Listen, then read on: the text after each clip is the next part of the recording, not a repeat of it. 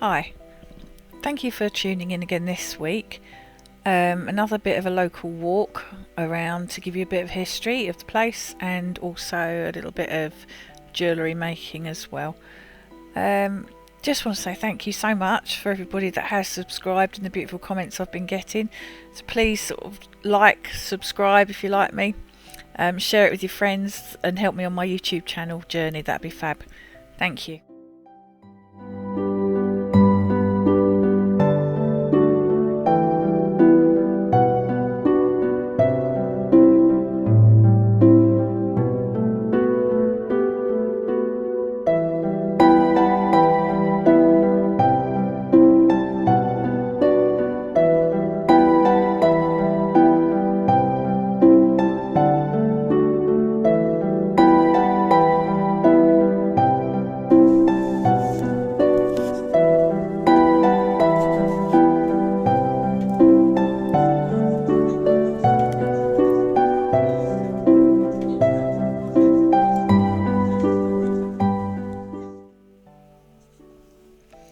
Chalkwell Park, straddling the borders of Westcliff and Leigh, caters for a variety of tastes and ages, with sport facilities, children's playground, relaxing flower gardens, or simply a place to sit with a picnic in the summer or a dog walker's haven.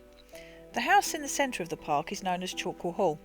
It's a 4-storey, Grade 2 listed Georgian building, and it was built in 1830, and since then has undergone many changes, although the basic building is still original. In 1903, the land surrounding the hall was purchased for £20,000 by Southend Corporation and a municipal park was formed. The park was once part of Chalkwell Hall Estate, which was farmland extending from Crowstone to Lord Roberts Avenue. When I was a child, my parents would take us to the park to run off some steam and see the animals. The mini zoo there was formed in the 1950s, housing monkeys, peacocks and at some point a bear. I remember the peacocks for sure, and nowadays the only enclosure that remains is the one housing 4 peacocks, which is seen in the vlog. We didn't, however, see any of these peacocks, but it was bitterly cold and snowing, so who can blame them for staying inside? The hall is now used as a modern art house. Metal, who turned the space into low carbon space for artists in residence, and have worked with many schools and local artists, and have hosted Southend's very own music festival, the Village Green, among other events throughout the years. The park also has its own cricket pitches and pavilion and was used by Essex County Cricket Club First 11 until 1976. In 1934 for the county championships, and also again in 1970 it was used for the List A matches.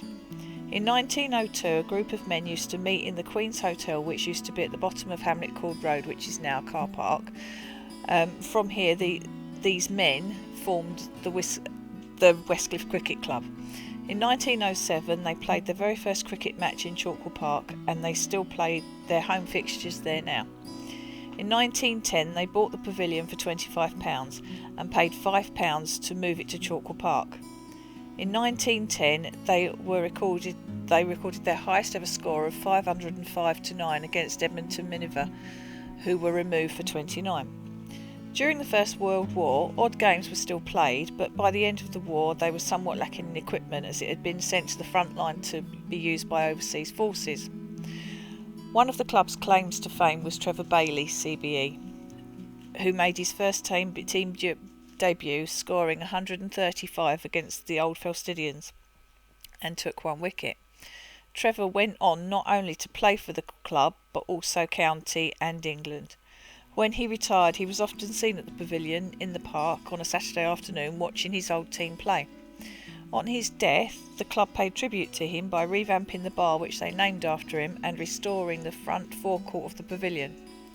Another highlight of the park is its beautiful gardens. The Rose Garden, which has been there for over 100 years, is recognised by the Royal National Rose Society, who describes it as one of the best gardens in England and well worth a visit.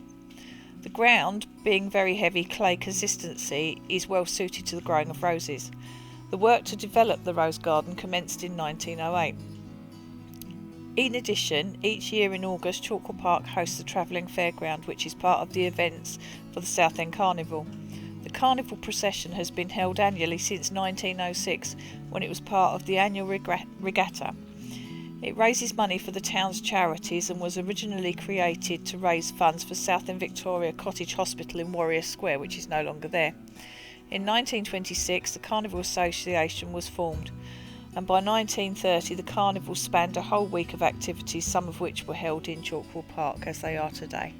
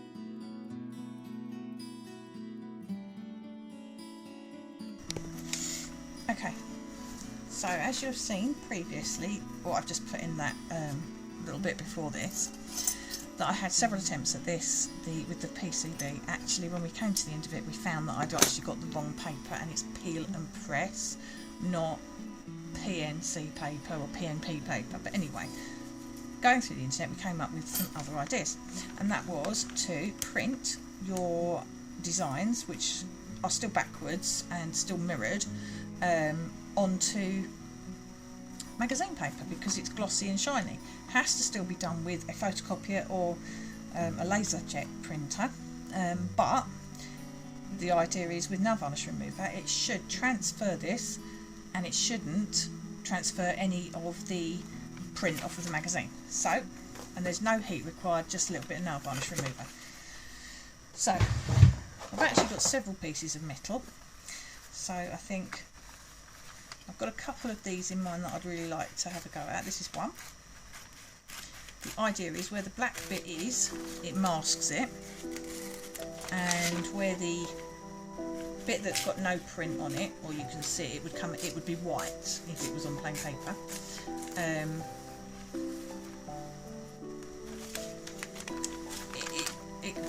That doesn't print, basically.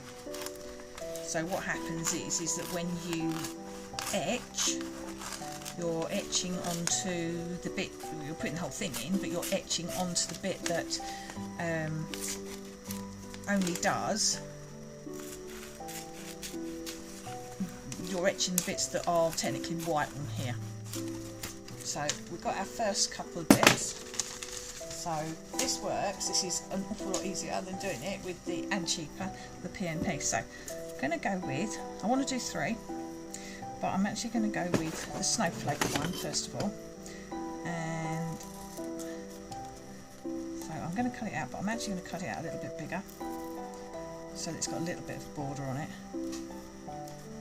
because that's what they were doing. They did actually with quite a bit of a border on it.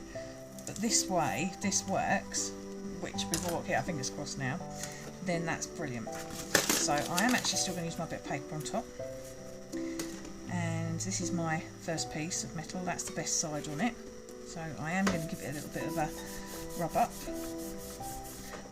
just to take off any bits and pieces, and then you flip your metal over on top of it. That's like that.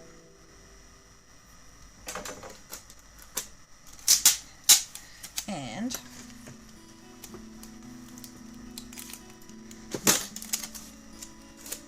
I'm using packing tape, doesn't actually matter really, I suppose.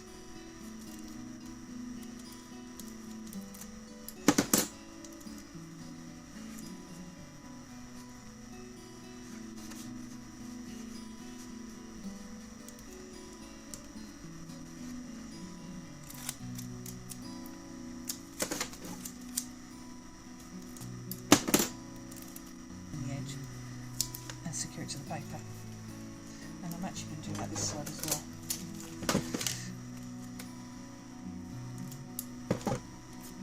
So all that time my ferric nitrate, still made up, is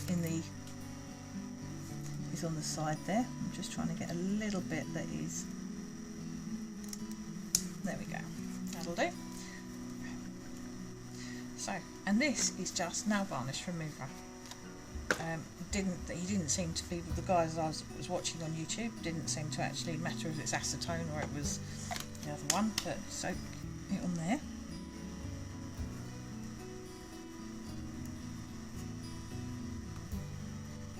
And you have to make sure it's really firmly pressed down all of this.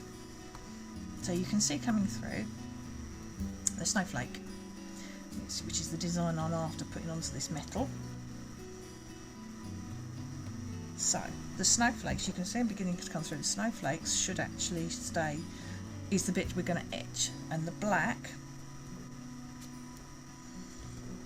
is the bit that is masking it. Fingers crossed world, because again you're with me on my very first time doing this. Okay.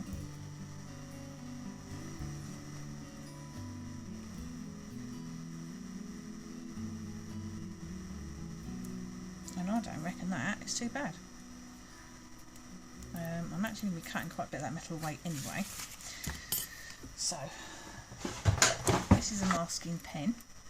You can see there's little bits and pieces that are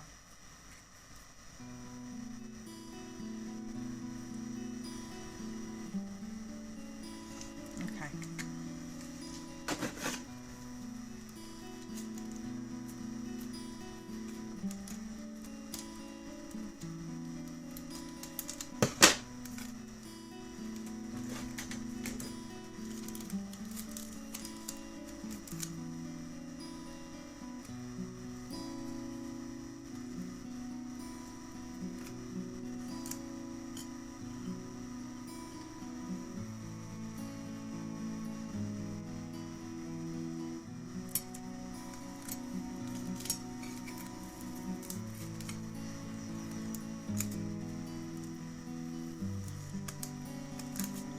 Okay.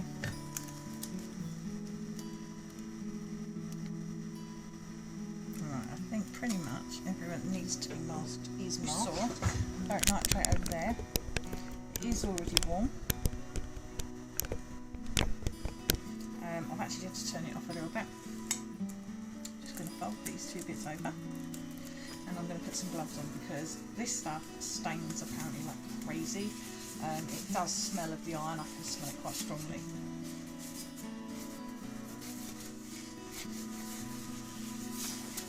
And it's also worth mentioning I'm wearing some safety glasses. So let's see what we get.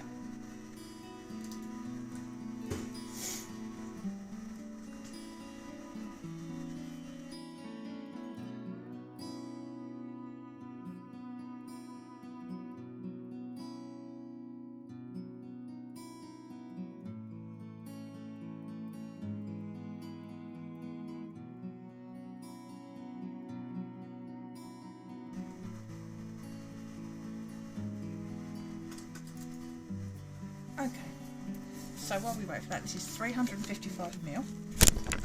This is 355ml of, I boiled some of it, about 200ml of it, and then I've added it up to 355ml. This is a teaspoon's worth, roughly. Right, this is liver of sulphur. About a teaspoon's worth. Probably about that. So it's warm water. Mix it all up, and being sulphur, it smells sulphurous. Really smells quite eggy.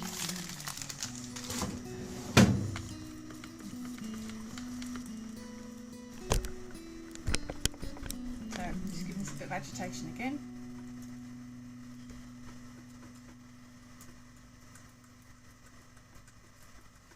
Okay, so I think that's been in there long enough. Down into the water.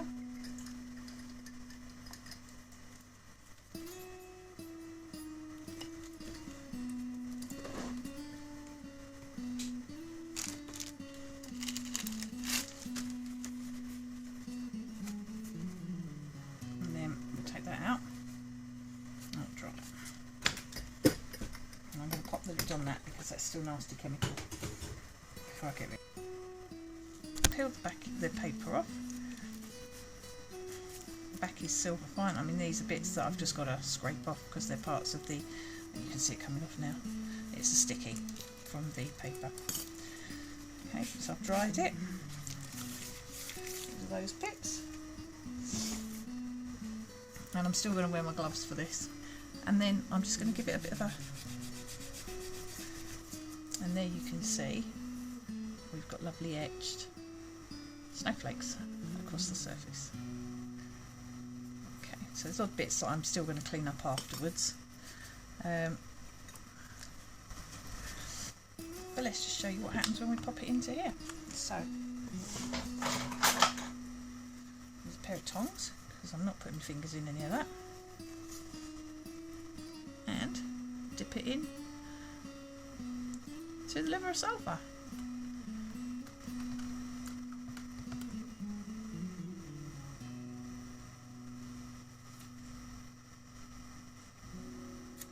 Okay.